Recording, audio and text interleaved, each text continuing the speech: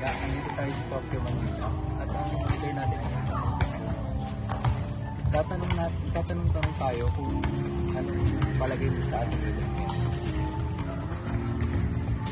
Hey kuya, anong tingin sa leader niya?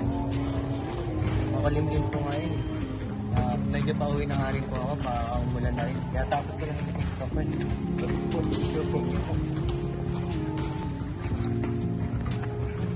Kuya. Anong palagay mo sa weather natin ngayon? Sa palagay ko maayos naman kasi kumbaga sa magandang panahon, naisipan ko mag-exercise sa ganda kasi ng hangin. Alam mo yun? Malamig. Pero okay na ganun. Yun nga. Malakas ang magiging ulan. Salamat kuya. Kuya, ang palagay mo sa weather ngayon? Kuya, kanin ba ito? Highly recommended to ngayon sa panahon na makulimlim at pwede ito sa ulan kasi ito ay waterproof. At ayun nga, nakuha na natin ang mga palagay ng mga tao ngayon dito sa Tokyo, Manila. Ngayon naman, ko naman tayo sa ibang mga balita at yun lang.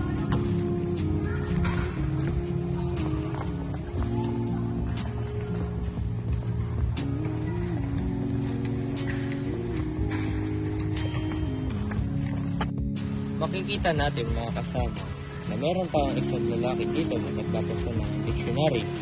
At ito nga ang ating topic ngayon. Tatanungin natin sila mamaya kung bakit mas prefer nila magbasa. Dito naman sa kabilang banda, makikita natin na meron dalawang binatilyo na naglalaro.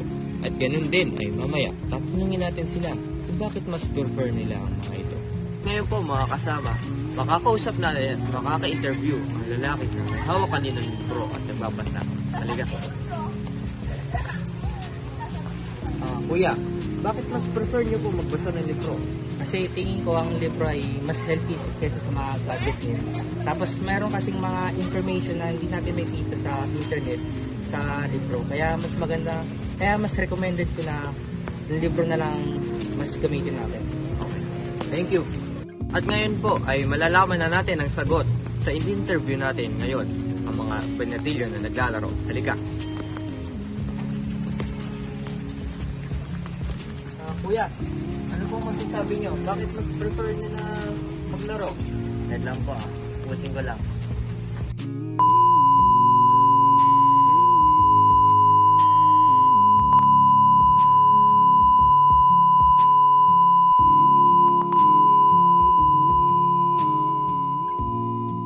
Ako kuya, talo ka. O kasi binistak mo ako. Base dun sa tinanong mo sa akin kanina. Mas gusto ko ngayon maglaro sa cellphone kasi nakakaiwas stress dito kaso nga lang binalobo ko na stress ako lalo. And meron ka rin ma-release dito na sa mga bagong mga kaibigan na ako lalo. Kaya okay din maglaro sa cellphone. Okay. Thank you. So, dako naman tayo dito kay Kuya.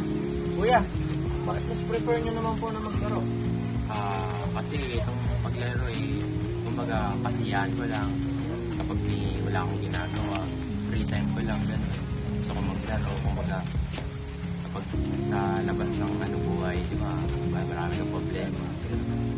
Laro yung sagot mo doon. Marami ka pang makakilala.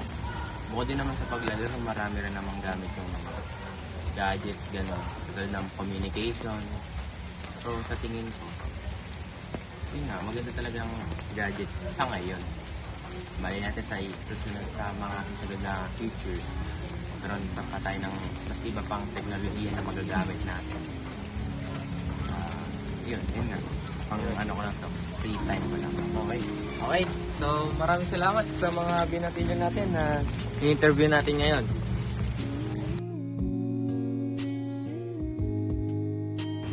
Mas gusto ko to kaysa ay ulit pa rin. At ngayon po ay makakausap natin at makaka-interview ang may hawak ng libro. Halika. Sir, ano pong masasabi? Dapat sa akin,